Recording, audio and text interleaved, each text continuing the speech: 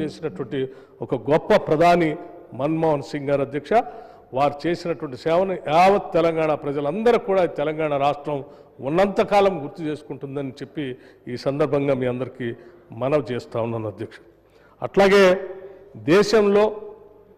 రైతుల పక్షాన పెద్ద ఎత్తున ఆలోచన చేసి ఈ దేశంలో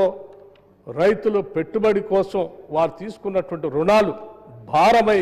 అవి కట్టలేక డెట్ ట్రాప్లో పడుతున్నటువంటి పరిస్థితిని అర్థం చేసుకొని దేశవ్యాప్తంగా మొట్టమొదటిసారి రైతులు తీసుకున్నటువంటి రుణాన్ని మాఫీ చేసినటువంటి మొట్టమొదటి ప్రధాని కూడా డాక్టర్ మన్మోహన్ సింగ్ గారు. ఈ విషయాన్ని ఈరోజు మనం ఈ రాష్ట్రంలో 2 లక్షల రూపాయల రుణమాఫీ చేసుకున్నటువంటి సందర్భంలో నేరుగా 21,000 కోట్ల రూపాయలు తెలంగాణ రాష్ట్రం రైతుల అకౌంట్లో వేసామనంటే దానికి మార్గదర్శి కూడా ఆనాటి మన్మోహన్ సింగ్ గారే అని చెప్పి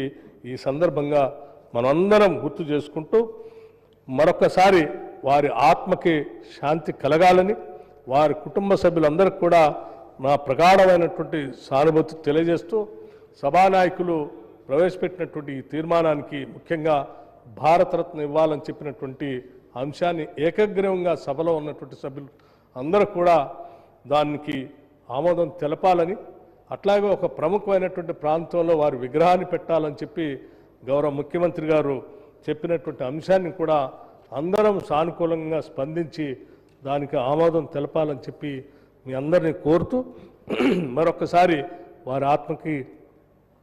శాంతి కలగాలని, అటువంటి నాయకులు భారతదేశంలో పుట్టినందుకు మనం అందరం గర్విస్తూ ఈ దేశానికి వారు ప్రధానమంత్రిగా చేసి ఈ దేశాన్ని ఆర్థికంగా సామాజికంగా